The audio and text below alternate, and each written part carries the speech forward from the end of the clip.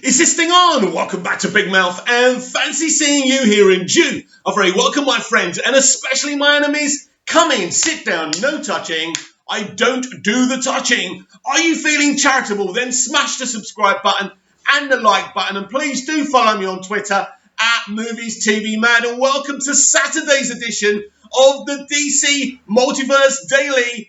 And Green Lantern is a go over on HBO Max. I was so excited when I heard this, and I knew exactly what I would be talking about on today's DC Multiverse Daily. So pumped. So shall we get the details? I think so. This is from, who is this from? Boris Kitt. Yes, Boris Kitt actually follows me on Twitter, unless I've triggered him by now and he unfollowed me. But anyway, Green Lantern, Seth Grahame-Smith to write, showrun HBO Max series. Mark Guggenheim will co-write the inaugural episode. Now, this is produced by Berlanti Productions as well. Mark Guggenheim was instrumental in the creation of Arrowverse. He co-showrun the Arrow in the first few seasons as well, and he was very much involved in the other Arrowverse shows originally as well. So let's have a look at the details. HBO Max's Green Lantern series has powered up its Lantern landing its showrunner. Seth Grahame-Smith, the Abraham Lincoln vampire hunter, novelist turned screenwriter of such movies as the Lego Batman movie, will act as showrunner of the DC Comics-based series and co-write the inaugural episode with Mark Guggenheim, the co-creator of DC shows Arrow and Legends of Tomorrow. Green Lantern, a 1-hour drama, has been given a 10-episode straight-to-series order. It hails from Berlanti Productions and Warner Brothers Television. Greg Berlanti and Jeff Johns, the comics authors turned DC show creator, were involved in the 2011 Green Lantern movie, as was Guggenheim. While the movie didn't shine green at the box office, the show is being seen as a way to course correct and reintroduce one of the longest lasting names in superhero comics. The makers are describing the show as a saga spanning decades and galaxies, and will feature a host of Green Lanterns, the galactic police officers that patrol the known and unknown universe. The show will focus on Earth-centric Lanterns Guy Gardner, Jessica Cruz, Simon Baz, and Alan Scott, and will also have alien lanterns such as fan favourite Kilowog, wow, as well as Sinestro, a former Lantern, now turned villain. This is awesome. Of course, no Hal Jordan, they're saving him for other stuff. Scott is the original Green Lantern, first introduced in 1940s All-American Comics, #16. In the past decade, he has been reseated as a gay character. Gardner was created in the 1960s and has a tough-talking, fists-first attitude. Cruz is a Latina and Bax, a Muslim American, and more recent creations, Lanterns Hal Jordan, perhaps the best-known character in the franchise, John Stewart and Carl Rayner, are not part of the show. As I say, they're saving them for a rainy day, and probably the movies, quite right too. Many details are being kept on the planet OR, but the show is rumoured to possibly being the most expensive show coming from Berlanti, one of the most prolific producers working in TV today. The show is the breaking down the story stage and could be factoring directors and casting in production by mid-next year. So we're going to have to wait to get this, obviously, because if they're only just involving casting and stuff by mid-next year, I think it won't start filming probably till next autumn, fall as they call it in America. So we probably won't see this till 2022. That's a long time. This is stuff that we need to be seeing as soon as possible because HBO Max need this stuff. But, of course, they got Zack Snyder's Justice League, which will keep them in egg and chips for quite a while. Grahame-Smith wrote Vampire Hunter and Pride and Prejudice and Zombies, bestsellers that both received high-profile adaptations. Grahame-Smith also wrote Tim Burton's Dark Shadows and was a producer on Stephen King's It, an executive producer on It Chapter 2. He is rep by WME and Maurice Young. definitely a lot of connections there with Walter Hamada, obviously, because It movie and It Chapter 2, his New Line Cinema, that's where Walter originally came from.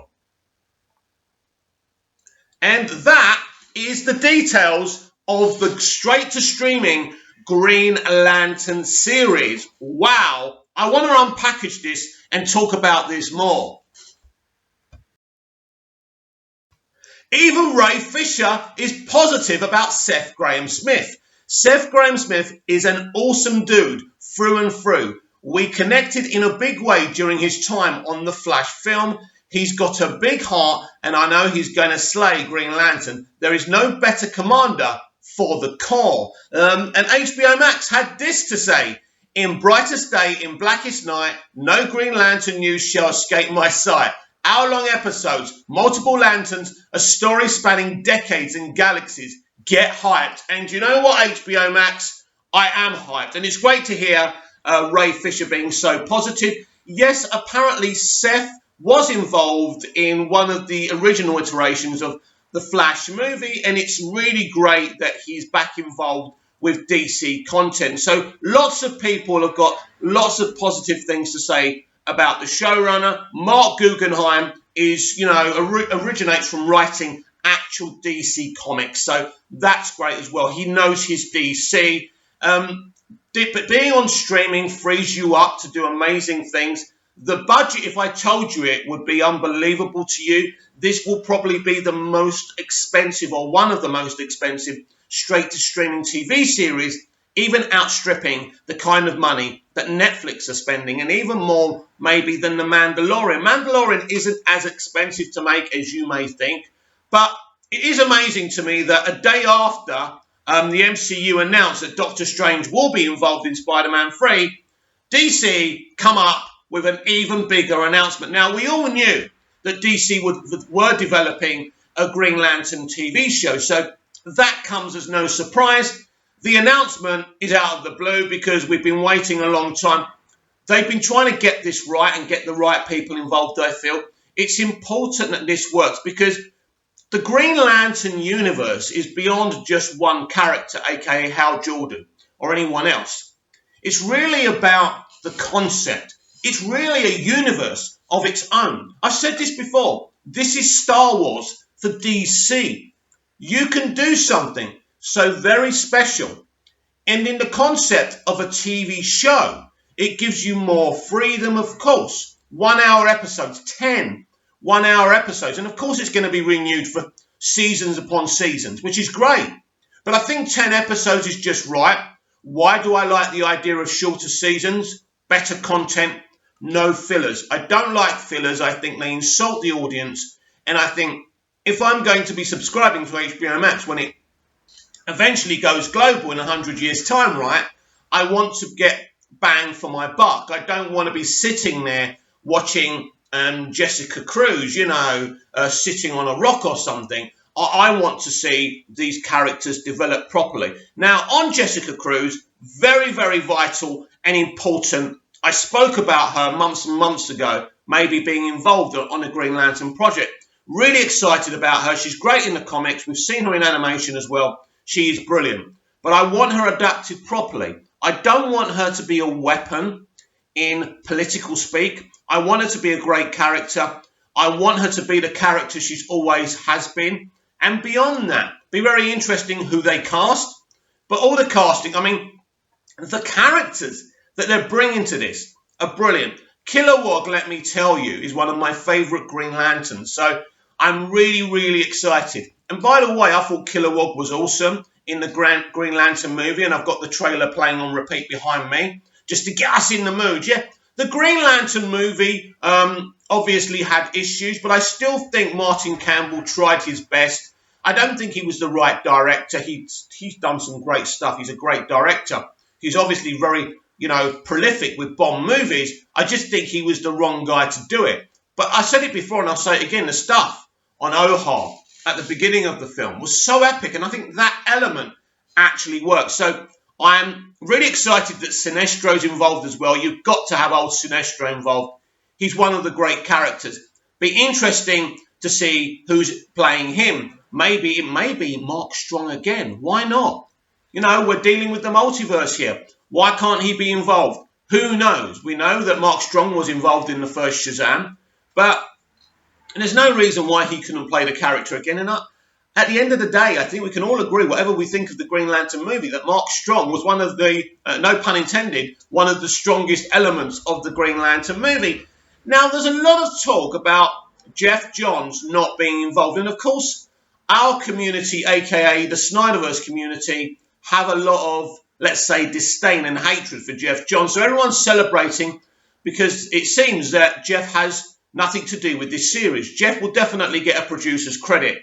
I don't believe that he will be involved creatively. Now, originally, he was going to write the Green Lantern Corps movie, and that's not happening now. And if there is a Green Lantern movie, I think somebody else will be involved. I think that's okay. But I think the over-focus of going on and boring on and on about Jeff Johns not being involved is boring. Again, we're straying to the negative. We've dealt with Jeff Johns. We've dealt with all that. And I think, as Ray Fisher's reaction shows, that HBO Max are definitely a very different entity to Warner Brothers Pictures. HBO Max and Warner Media are kind of all newly formed in line with Warner Media, and since AT&T bought the original company, that was Warner Brothers, right? Time Warner, right? So I think there's a difference between HBO Max and Warner Brothers Pictures, and I think it's very exciting that in terms of COVID, which nobody wants, but it's created an opportunity where HBO Max will be at the head and lead of DC content now. Now, WB Pictures have got a lot of DC projects queuing up to be produced, right? One of them being The Batman. These will all be filmed and made and ready to go. But who knows when we're actually going to be able to see them in movie theatres, if ever. So in this moment in time, it is the HBO Max DC content like the Green Lantern series and Zack Snyder's Justice League that will be going before the movies, I assume. As I say, I cannot see the Green Lantern TV show streaming on HBO Max till 2022 if they're not going to be getting their shit together till mid-2021. We're going to have to be patient, but I think anything that's done in the right way, and we want a good Green Lantern series. I have no doubt this would be awesome. They've got good people involved. So I'm really, really excited that they're finally doing this.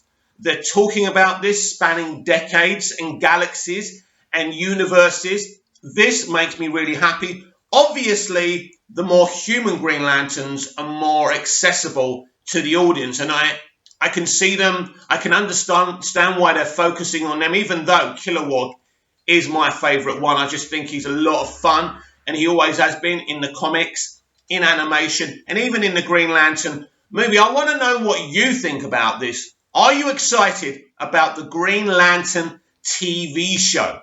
And when do you expect to see it? Who else do you want to see in it? What kind of stories do you want to see in this? And will this show have an arc to it?